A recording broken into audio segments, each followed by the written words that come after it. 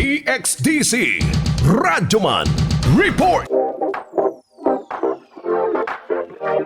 Trending karon sa social media ang bagong kanta ni Range 999 nga dunay titulong Ayaw, Usiki, diin kauban niya sa music video ang mga inmates sa Cebu City Jail. Mensahe sa maong kanta mao ang paghinulsol sa mga PDL kung persons deprived of liberty sa mga kapakyasang nabuhat, encouraging the viewers nga dili usikan ang kinabuhi nga gihatag sa Ginoo pinaagi sa pagbuhat ug maayo sa isig ka tao. Luyo sa kanindot sa lyrics, dili kumbinsido ang ubang netizens ug ubay-ubay sab ang nangbash kay Range. Hipokrito kuno kini ug scripted lang ang tanan. Duna usab miingong bawal man ka ang cellphone sa prisuhan apan nganong nakabuhat pa man hinuon kini og music video. Posible kahang dunay special treatment. Gipasabot sa comments sa ginganlan og Gregson Corpus nga nagpailang kanhing PDL nga nahitabo kini tungod sa joint contest initiated by BJ MP7. Diin dili lang video songwriting contest ang gipahigayon kundi lakip na ang handicraft making og portrait painting. Si Range ang nahimong representative tungod mao kuno kini ang iyang field of expertise. Nag-comply matod pa sila sa mga necessary permits aron nga ma-shoot ang video sulod sa prisuhan. Ingon man nasunod usab ang tanang precautions ug balaod sa Maayong City Jail.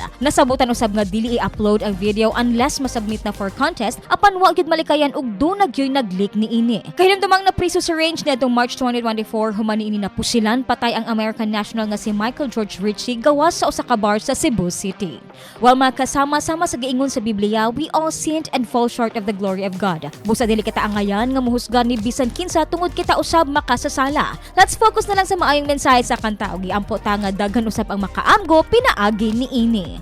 Alang sa DXDC Entertainment News, Radyoman Juna Sombito, Tatak RMN.